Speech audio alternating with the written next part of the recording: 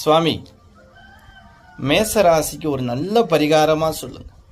இந்த 7 சனி நடந்ததுலேருந்து எங்களுக்கு பிரச்சனைக்கு மேலே பிரச்சனை. ஆமாம் அன்பு உறவுகளே, ஏன்னா உங்கள் ராசி தான் முதல் ராசி, அதுவும் செவ்வாயுடைய ராசி.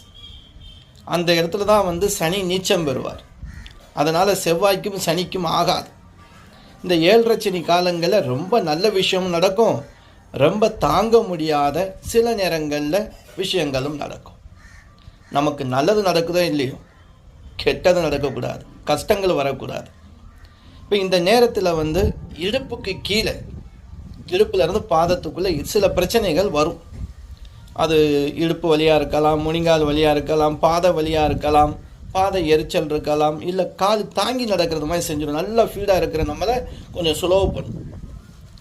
இது கண்டிப்பாக ரொம்ப பேருக்கு நடக்கும். அந்த மாதிரி உங்களுக்கு இருந்துச்சு அப்படின்னா முதல்ல மருத்துவரை பாருங்கள்.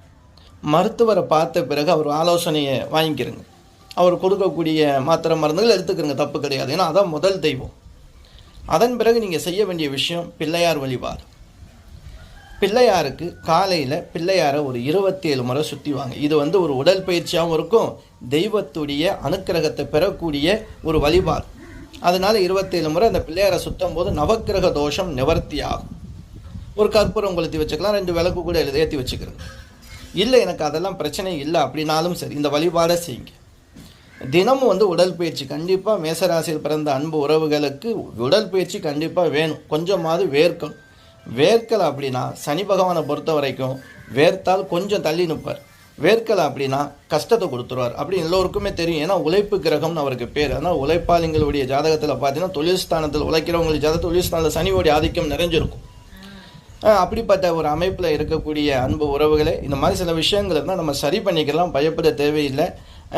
7 சனி ரொம்ப பேருக்கு நல்ல விஷயத்தை நடத்தி கொடுக்கும். திருமணம், தொழில் எல்லாமே கொடுக்கும். சிலருக்கு திருமண வாழ்க்கையில் பிரச்சனையும் தொழிலில் பிரச்சனைகளையும் கொடுக்கும். எதுவாக இருந்தாலும் பரவாயில்ல, பிள்ளையார் வழிபாடு செய்ய நல்லது நடக்கும். நம்ம சேனலை இது வரைக்கும் நீங்கள் சப்ஸ்கிரைப் பண்ணாமல் ஃபாலோ பண்ணாமல் பார்த்துட்ருக்கீங்கன்னா பண்ணி வச்சுக்கிறோங்க அன்பு உறவுகளை. நம்மக்கிட்ட ஜாதகம் திருமண பொருத்தம் பார்க்கணும், ஸ்க்ரீனில் நம்பர் கொடுக்குறேன். இந்த நம்பர் தான் வாட்ஸ்அப் ஜிபே நம்பர். உங்கள் பேர், டேட் ஆஃப் பர்த், டைம், பிறந்த ஊர் எங்களுக்கு அனுப்புங்க. ஒரு ஜாதகம் பார்க்க 501 மட்டும் தான் வாங்குகிறோம். திருமண பொருத்தம் பார்க்குறதுக்கு மட்டும் 601 வாங்குகிறோம். நன்றி.